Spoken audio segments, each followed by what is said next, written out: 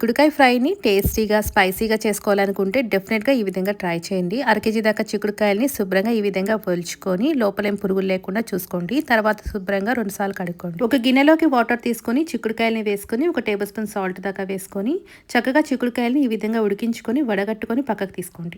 Mixie జార్‌లో ఒక పావు కప్పు దాకా ఎండు కొబ్బరి, 20 దాకా చిన్నుల రెబ్బలు, 2 టేబుల్ స్పూన్ల కారం, ఒక టేబుల్ స్పూన్ సాల్ట్ వేసుకోండి. పావు కప్పు పుట్నాల పప్పు, ఒక టేబుల్ స్పూన్ జీలకర్రను కూడా వేసుకొని ఈ విధంగా పొడిలా చేసుకోండి. తర్వాత బాండీలోకి ఒక టేబుల్ స్పూన్ దాకా నూనెను వేసుకొని ముందుగా పోపు దినుసులు, చిటికెడంత పసుపు, 3 ఎండుమిర్చి, సన్నగా తరిపెట్టిన ఒక ఉల్లిపాయ వేసుకొని మంచి రంగు వచ్చేదాకా వేయించుకోండి. తర్వాత చిక్కుడుకాయలన్నీ కూడా దీంట్లోకి వేసుకొని ఒక 2 నిమిషాల పాటు ఫ్రై చేసుకున్నాక మనం మిక్సీ పట్టి పెట్టుకుని ఈ పొడంతా కూడా దీంట్లోకి వేసుకొని ఫ్రై చేసుకోండి. చాలా సింపుల్గా అయిపోతుందండి. ఎక్కువగా మనం ఫ్రై చేయాల్సిన అవసరం లేదు. తర్వాత దీంట్లోనే కొత్తిమీర జల్లేసేసుకొని స్టవ్ ఆఫ్ చేసేసుకొని సర్వ్ చేసుకోవడమే అండి. దీంట్లో కొద్దిగా నెయ్యి వేసుకొని తిన్నామంటే టేస్ట్ అయితే అదిరిపోద్ది. మీరు కూడా ట్రై చేసేయండి.